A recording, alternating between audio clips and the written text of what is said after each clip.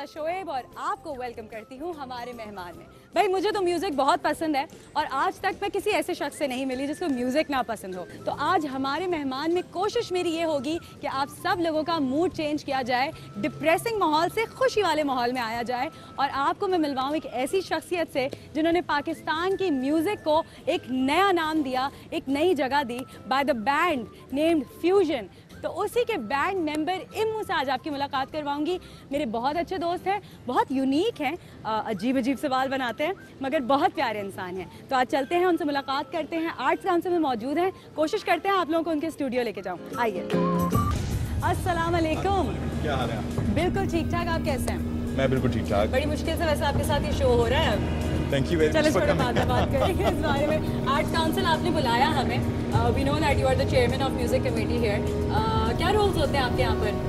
मेरे रोल्स होते हैं नंबर 1 के जितने म्यूज़िक का डिपार्टमेंट है, म्यूज़िक स्कूल है, इवेंट्स हैं, सब मेरे अंडर आते हैं। अच्छा। तो मैं उनका चेयरमैन म्यूज़िक कमेटी। तो ये कैसे सोचा कि आर्ट्स काउंसिल जाने के? ना म्यूजिशियंस जो हैं वो उनकी एक बड़ी अलग सी लाइफ होती है, they don't have jobs actually. तो ये कैसे सोचा? देखें, again this is not my job, this is honorary basis पे होता है चेयरमैन। हाँ, दैट्स नॉट माई जॉब, मगर क्योंकि मैंने लगा हुआ था। जॉब एज इन एक लाइफ होती है ना, आपने इंस्टीट्यूशन जाना है हर रोज, वापस दैट 9 to 5 लाइफ और समथिंग। मगर मैं एंजॉय करता हूँ इसलिए कि मैंने यहाँ पे स्टूडियो बनाया है अपना और बन रहा है, बहुत सारी चीज़ें हो रही हैं और I like teaching also. Okay.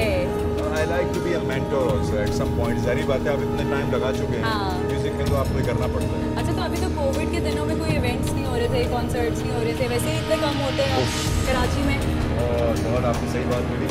हाँ, कोविड के टाइम पे हमने एक बड़ा नोबल कॉज स्टार्ट किया था, जो बताते नहीं है ज़्यादा लोगों को, मगर ये है कि हमारे प्रेसिडेंट अहमद शाह साहब ने डिसाइड किया कि जितने भी मेंबर्स हैं, आर्ट्स काउंसिल्स के मेंबर्स हैं, म्यूजिशियंस हैं, जो मेंबर हैं यहाँ पे, उनको हमने राशन बांटना स्टार्ट किया मंथली बेसिस पे 15 डेज के गैप से बहुत सारे लोगों को दिए। और most relevant person to talk to, musicians हो या सिंगर्स हो, they earn from events, they earn from concerts. और कैसे उन्होंने गुजारा किया, क्योंकि जितने बड़े बड़े दुनिया में हमने म्यूजिशियंस देखे, वो भी बेचारे जो है वो सेल्फी कैमरा के आगे बैठ गए ना। हाँ जी। तो how did you guys survive और आगे क्या देखते हैं? It was very very difficult to be honest. ये तो कुछ लोग हैं जो सर्वाइव कर पाए, जो नहीं कर पाए तो उनका मैं नाम लेना नहीं चाहूँगा, मगर बड़ी दिल आज़ारी की बात है। बहुत बुरा टाइम उन्होंने देखा। एज अ प्रोफेशनल हम तो काम ये करते हैं, अब वो बंद हो जाए तो बहुत लाइवलीहुड पे आपका इफेक्ट होता है, बहुत ज़्यादा इफेक्ट होता है। मगर कुछ लोग सर्वाइव कर गए, कुछ लोगों ने घर से स्टार्ट किया। जैसे मुझे साथ भी मेरे घर में भी स्टूडियो है, ड्राइंग रूम स्टूडियो है, जहाँ पे मैं लेके जाऊँगा तो आप तो भाई इम्मू है, आपसे कोई पूछ रहा है क्या कि आपने कैसे सर्वाइव किया? आपको तो आपने बाल देखे, आपके बाल देख के लगता है आपने ज़िंदगी में बहुत सर्वाइव किया है। वैसे बहुत ज़्यादा सर्वाइव। चलिए अंदर चलते हैं। आप मुझे बता रहे थे कि आप कोई इवेंट हो रहा है? हाँ, जहाँ एक और फ्लोर है बहुत ज़बरदस्त, वहाँ लेके चलते हैं, जहाँ पे हमारी बहुत मुशायरे शूट होते हैं और बहुत सारी चीज़ें, तो मैं आपको दिखाता हूँ। This is our studio. Thank you so much. बहुत सारी चीज़ें कर रहे होते हैं, प्लग भी कर रहे होते हैं। क्या बात है जी। अभी बाहर ऐसे हम चलते हुए आ रहे थे, इतनी गर्मी हो रही है बाहर, अंदर आते ही एसी चला। मैंने कहा जी ये होता है चेयरमैन साहब जान पहचान हो तो ये होता है। But anyway, so tell me something about yourself. इतने साल आपने जो है वो इंडस्ट्री में गुजारे और आई एम श्योर आप बुरा नहीं मानेंगे, बट मैं बचपन से फ्यूजन के गाने सुन रही हूँ। मैं आबादी हो चुका हूँ। आँखों के सागर, समाज, ये ऐसे गाने हैं जो कि टाइमलेस हैं, एवरग्रीन। जब भी सुनो तब याद आता है वो ज़माना भी, और आज भी सुन के आज के जैसे म्यूज़िक जैसे ही लगता है ना। व्हाट वाज खमाज की वीडियो भी बड़ी आला थी, वो किसका आइडिया था? खमाज की वीडियो का सारा क्रेडिट जाता है साकिब मलिक को, फरिया अल्ताफ़ को और बहुत सारे लोगों को जो उस वक्त कर रहे थे। मगर ज़ाहिर बात है, साकिब का एक ब्रेन चाइल्ड था, उसको गाना बहुत पसंद आया था और वो हमारे पीछे बस पड़ गए थे कि हाँ यार ये करना है, ये करना है। बहुत टाइम लगाया, कुछ 6 महीने लगाए थे, पहले सोचा, कंसीव किया, बहुत सारी चीज़ें। आँखों के सागर 2001 राइट? यस। 20 साल ऑलमोस्ट। जी। आपने सोचा था, क्योंकि हम जब भी कोई प्रोजेक्ट कर रहे होते हैं, मैं रोज़ शोज़ कर रही होती हूँ, मुझे नहीं पता कौन सा वाला हिट हो जाए, कौन सा ना हो, कौन सा कंट्रोवर्शियल हो जाए। इतनी क्रेजी सक्सेस उस गाने के बाद कैसे हैंडल की? What was your age by then? I was 30 years old.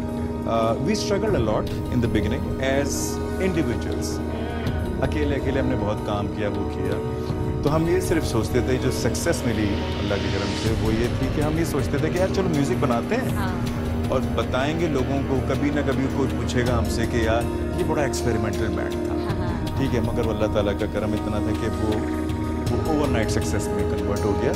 आप जहाँ जाते थे आपको बहुत इज्जत मिलती थी, प्यार करते थे, लोग पकड़ लेते थे, बहुत लोग यकीन नहीं करते थे। ये भी एक होता है ना कि देवर इन ऑ, मगर कि हमें भी जब पहले तो हमें खुद यकीन नहीं आएगा, अच्छा हम देखते हैं तो। मैं आपकी बात बताऊं, सॉरी टू कट यू, अडेल का एक गाना है समवन लाइक यू, और वो उन्होंने लाइव परफॉर्म किया हुआ है और मैं यूट्यूब पे देखती हूँ, मुझे बड़ी पसंद है वीडियो। शी स्टार्ट्स क्राइंग, वो रोने लग जाती है, और जब वो रोती हैं तो उस वक्त तो आई एम श्योर ना कि उसके बाद तो वो गा ही नहीं सकती, वीडियो खत्म। और उसके बाद वो और आला वो रोलिंग इन द डीप पे हाई उस पर चली जाती है। Why she cries is because एक एक बंदे को उसका गाना याद होता है। ये मोमेंट आया?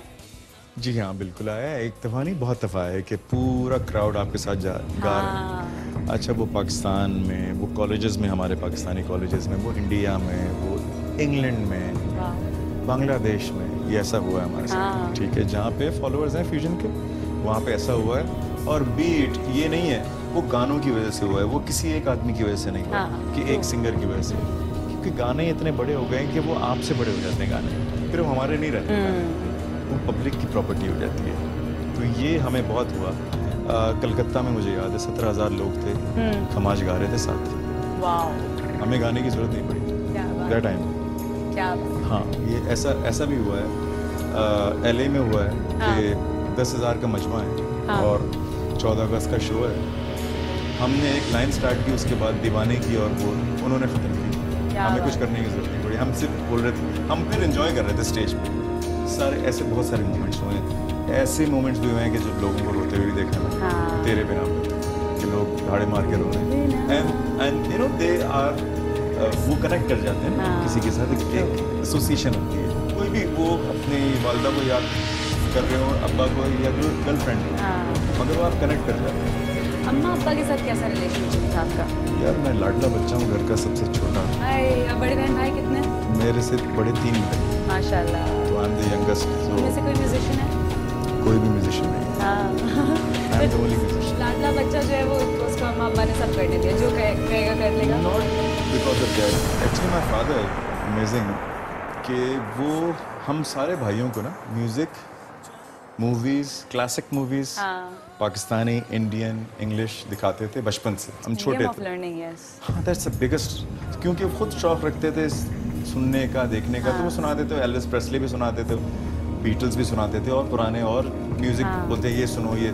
तो I think I picked it up in the family, I just picked it music. तो आपके DNA में आ जाता है वो। क्या ख्वाब था कॉलेज में इम्मू का? मेरे तो कॉलेज जाने का ख्वाब ही नहीं था। सॉरी, देखें आप लोग बुरा नहीं मानिएगा। क्या करना है जिंदगी में? हाँ, मैट्रिक करने के बाद मैंने फैसला कर लिया था कि I want to do music, and I was just waiting for that. मगर मैं कॉलेज गया, अपनी ग्रेजुएशन कंप्लीट की, मगर कहते ना कि मैंने ग्रेजुएशन कर ली, मगर मैं म्यूजिक करना चाहता था, तो मैंने म्यूजिक कर लिया। अच्छा, हम लोग जो है वो बहुत कुछ सोचते हैं ज़िंदगी में।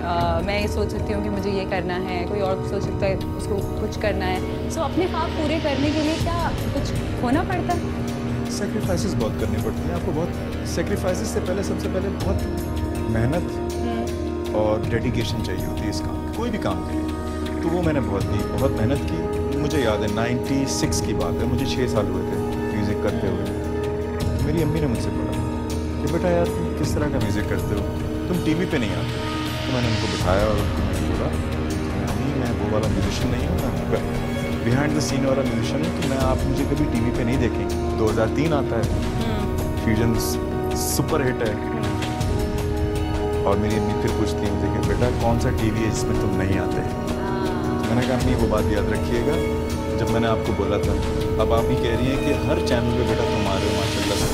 मैंने कहा देखें, ये मैंने कभी चाहा नहीं था कि मैं टीवी पे आऊँगा, मैंने ये ज़रूर चाहा था कि मैं अच्छा काम करूँ। तो अल्लाह ताला आपको कहीं ना कहीं से वो पजीराई आपको मिल जाती है, जो आपकी ड्यू, जो डेडिकेशन की जो आपकी रिटर्न होती है, वो कहीं ना कहीं से आई जाती है। You don't have to look for it कि अच्छा जी, आई गेट इट। फिजा में पहले 2 साल ना 2003 और 2002 और 2003 हाँ। पूरे 2 साल मैंने इंटरव्यूज बहुत कम दिए हैं बैंड के साथ। हाँ।